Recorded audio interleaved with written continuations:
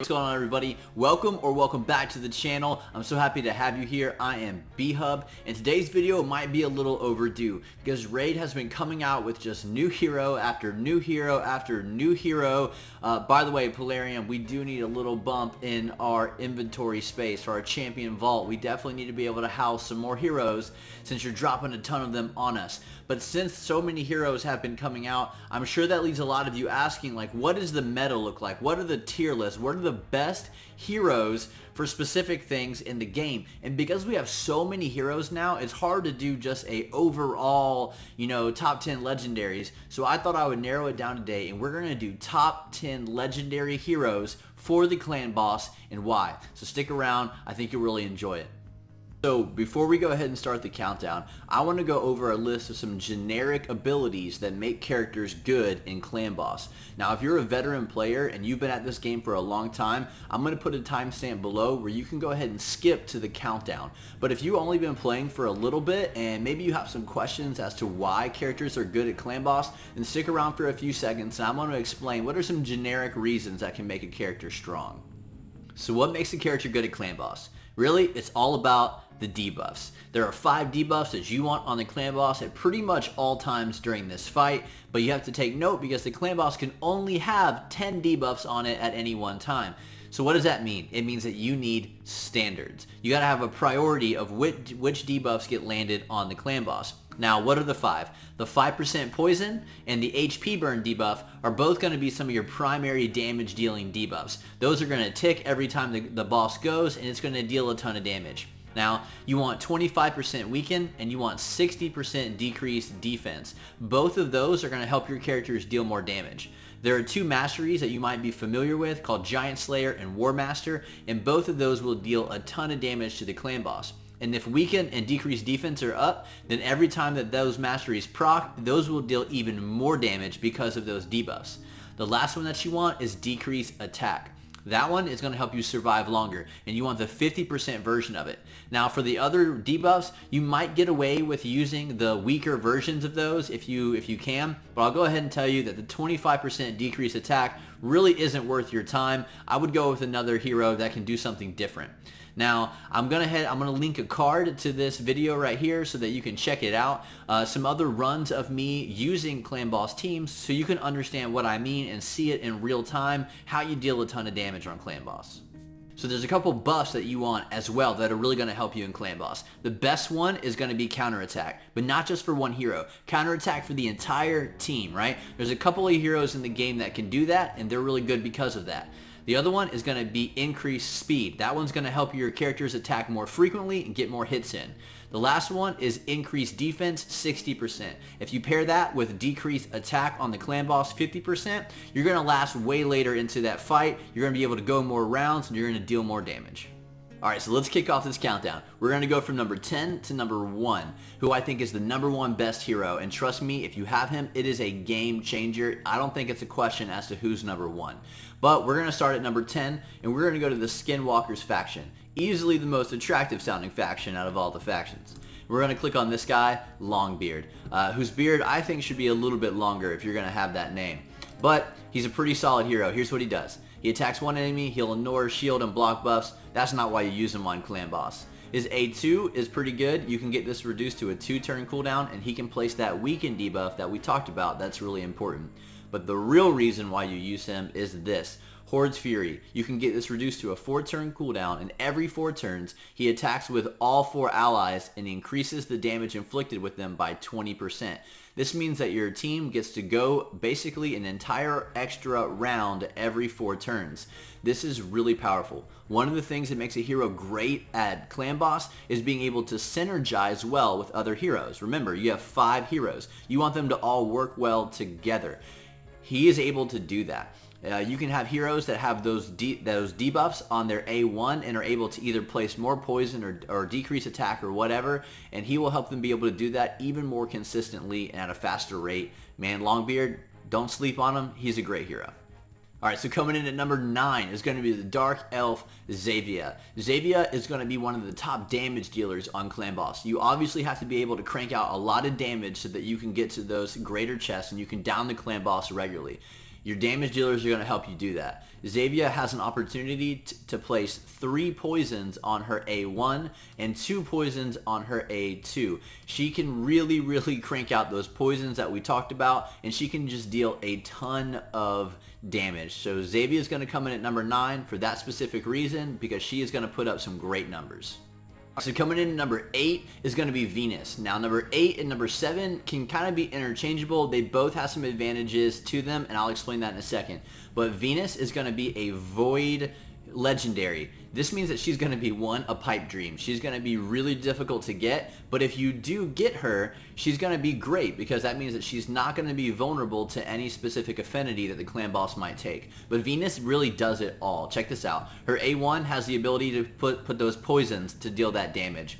Her A2 has the ability to put the decreased defense and the weaken, both of the debuffs that she's going to want on the clan boss. And her A3 has the ability to put the HP burn. She pretty much does it all. The only thing that they need to do to make this character completely over the top is give it decreased attack. But she has 4 out of the 5 debuffs that you want on clan boss, and she's able to place them. That's what makes her absolutely phenomenal. She's a great damage dealer and a great support hero with this ability to put the decreased defense and weaken. Man, you're really going to want her on your team if you're able to get her. She is amazing. Alright, coming in at number 7 is my guy Dracomorph. He was one of the first legendaries that I pulled, and when I did, I was very sad. I was very disheartened. He was very bad before they buffed him, but now that they buffed him, he is amazing. Check out what this guy does. His A1 gets stronger for every debuff that's on the enemy, which is pretty cool. I mean, he just gets stronger there. But his A2 is phenomenal. Attacks 4 times at random. Each hit places a 5% poison debuff for 3 turns. Yes, you read that correctly, for 3 turns. This is so significant. Most heroes only place poison for 2 turns, but Dracomorph does it for 3. That means that if you combine this with something like the Master Hexer Mastery, that you're looking at potentially placing a poison debuff that lasts for 4 turns. Not only does it last for 4 turns, potentially, but you can get this cooldown reduced to a 3-turn cooldown, which means that you are going to be putting poison so consistently on the clan boss, it's going to be insane. He's going to deal so much damage with these poisons. Now, the other cool thing about him is there is no percent chance to do this. He just places the poisons, which means the only thing that you have to do is win the accuracy battle against the clan boss. You don't have to worry about these landing or not landing for the percent chance. That is insane. He's so good. Now his A3 is also phenomenal. Look at this. Again, he just places these. You don't have to go through winning the percent chance. He just places the good version of weaken and the good version of the decreased debuff on all enemies for 2 turns. You can get that cooldown reduced to a 3-turn cooldown.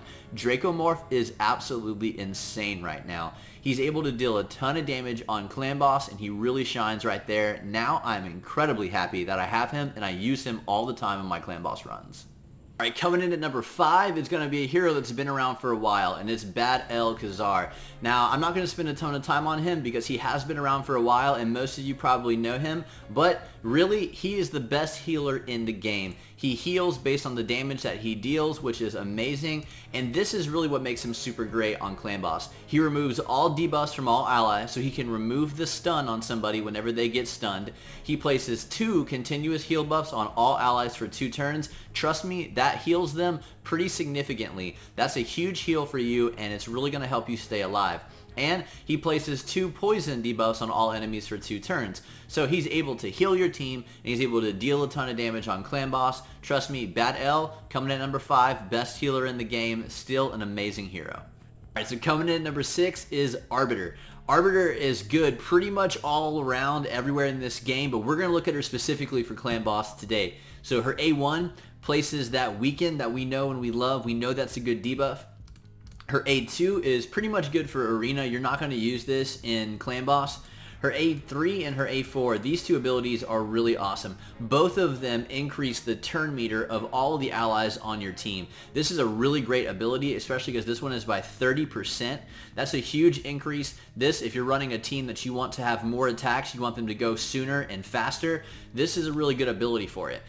So it fills the turn meter, it gives the increased attack buff, and it can heal allies if their HP is below 50%. So you also can get a heal in there as well. well. That's a really valuable thing on Clan Boss. Now this one, Destiny's Call, is great. You can reduce this to a 5-turn cooldown. It reses all dead allies to 35% HP, then it fills the turn meter of all allies by 20%, and it grants an extra turn if somebody was successfully revived.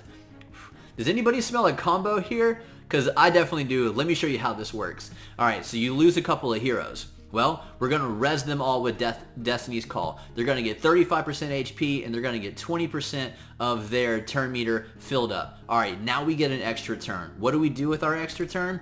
We use Mentor of Heroes. Now, those same heroes that we res are going to get an additional 30% on their turn meter, bringing them up to 50%.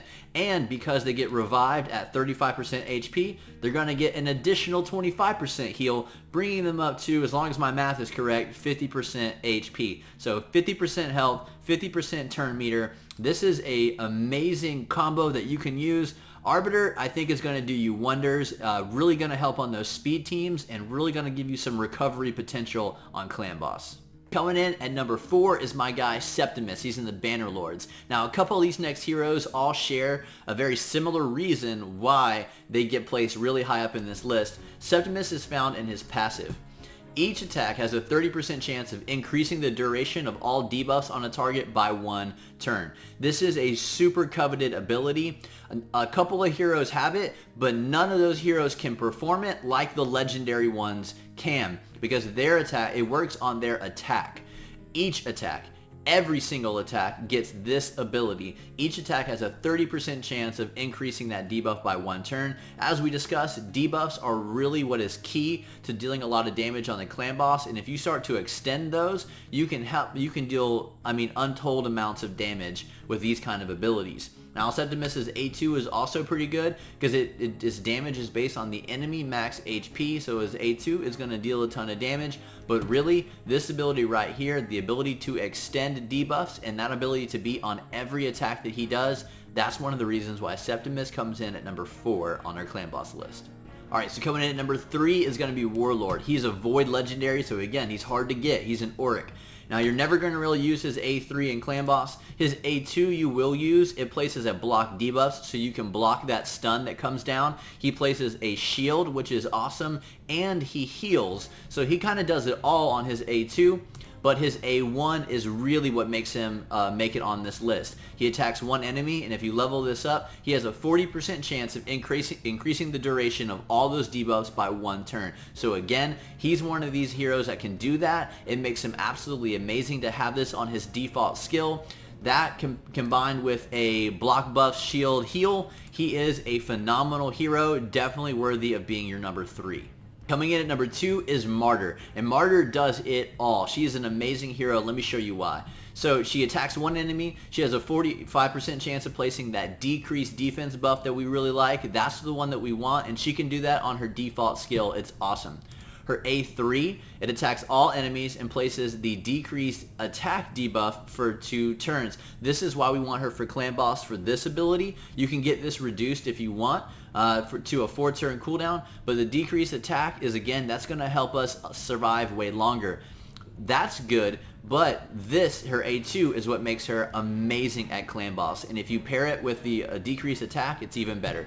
Places a 60% increased defense buff. That's going to help you survive longer as well, and a counterattack buff on all allies for 2 turns. She is one of the few heroes that can place this counterattack on your entire team, and every other ability that she has is suited for Clan Boss. She is awesome on every single thing that she does. Having counterattack on your whole team will help you last way longer, increase defense, decrease defense, and decrease attack. Martyr really does it all. Trust me, she's worthy of being the number 2 on this list. Alright, are you ready for your number 1 hero? Drum roll, please. The number 1 Clan Boss hero is Weiser Olives of the Dark Elves. By far and away the best Clan Boss hero in this game. Now, a rudimentary Google search has led me to understand that a visor is a hat with a stiff front brim. And going a little deeper into Google, I have learned that it is what frat boys like to wear on their heads upside down and backwards. And an olive is something that rich people like to add to their drinks to look very sophisticated. So this guy is a class act right here. His name says it all. Now, why is this guy the absolute #1 best clan boss? It's all because of his A1 ability, Accursed Blades. Check this out. Attacks the enemy 3 times.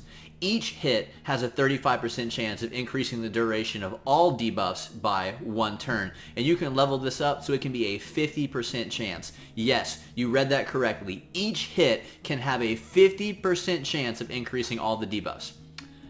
You're never going to drop a debuff off the clan boss ever again if you have this guy on your team. He is absolutely amazing. Don't ever use his A2 on clan boss, Master of Misery. It will place all of these debuffs, and you might say, well, decrease attack is a good debuff, and it is, but find another hero that can place decrease attack, because these two right here are useless on clan boss, and they will just take up spots, because he will extend the duration of these debuffs, and you will likely have them on the clan boss the entire time. So don't use his A2, and you won't need his A3. His passive ability will give him that perfect veil, so you are just going to spam his A1. And easily, without a doubt, there's not really a close second. I think this guy is hands down the best clan boss hero in the game, because nobody can extend debuffs like this. This is absolutely phenomenal of an ability. This is going to lead to a ton of damage and even more survivability. This guy is game changing if you have him. So there you go. There you have it. Those are your top 10 clan boss heroes. If you enjoyed this video, and I hope that you did, hit like, hit subscribe, and if you have any comments or anything, feel free to leave those. I really appreciate all your time, and until next time, peace out.